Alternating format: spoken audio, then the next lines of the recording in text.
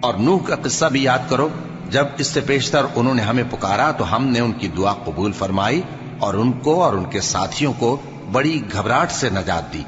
اور جو لوگ ہماری آیتوں کی تکذیب کرتے تھے ان پر نصرت بخشی۔ وہ بے شک برے لوگ تھے، سو ہم نے ان سب کو غرق کر دیا۔ اور داؤد اور سلیمان کا حال بھی سن لو کہ جب وہ ایک کھیتی کا مقدمہ فیصل کرنے لگے جس میں کچھ لوگوں کی بکریاں رات کو چر گئیں اور اسے روند گئی تھیں، اور ہم ان کے فیصلے کے گواہ تھے، تو ہم نے فیصلہ کرنے کا طریق سلیمان کو سمجھا دیا، اور ہم نے دونوں کو حکمت و نبوت اور علم بخشا تھا، اور ہم نے پہاڑوں کو داؤد کا مسخر کر دیا تھا کہ ان کے ساتھ تسبیح کرتے تھے، اور پرندوں کو بھی مسخر کر دیا تھا، اور ہم ہی ایسا کرنے والے تھے۔ اور ہم نے تمہارے لیے ان کو ایک طرح کا لباس بنانا بھی سکھا دیا تاکہ تم کو لڑائی کے ضرر سے بچائے،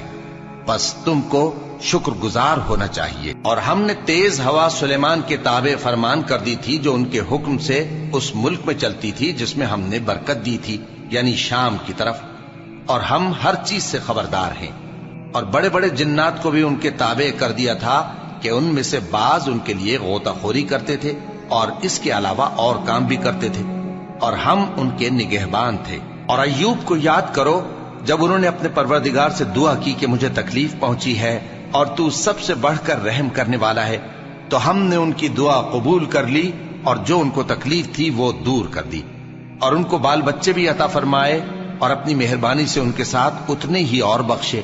اور عبادت کرنے والوں کے لیے یہ نصیحت ہے۔ اور اسماعیل اور ادریس اور ذوالکفل کو بھی یاد کرو، یہ سب صبر کرنے والے تھے،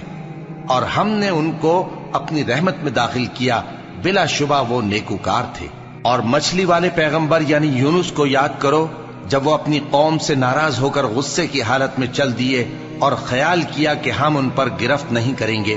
مگر پھر اندھیروں میں اللہ کو پکارنے لگے کہ تیرے سوا کوئی معبود نہیں، تو پاک ہے اور بے شک میں قصوروار ہوں، تو ہم نے ان کی دعا قبول کر لی اور ان کو غم سے نجات بخشی،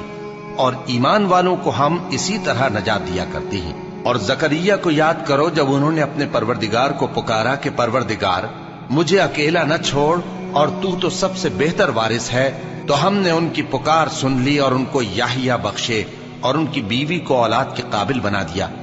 یہ لوگ لپک لپک کر نیکیاں کرتے اور ہمیں امید اور خوف سے پکارتے اور ہمارے آگے عاجزی کیا کرتے تھے۔ اور ان خاتون یعنی مریم کو بھی یاد کرو جنہوں نے اپنی عفت کو محفوظ رکھا، تو ہم نے ان میں اپنی روح پھونک دی اور ان کو اور ان کے بیٹے کو اہل عالم کے لیے نشانی بنا دیا۔ لوگو،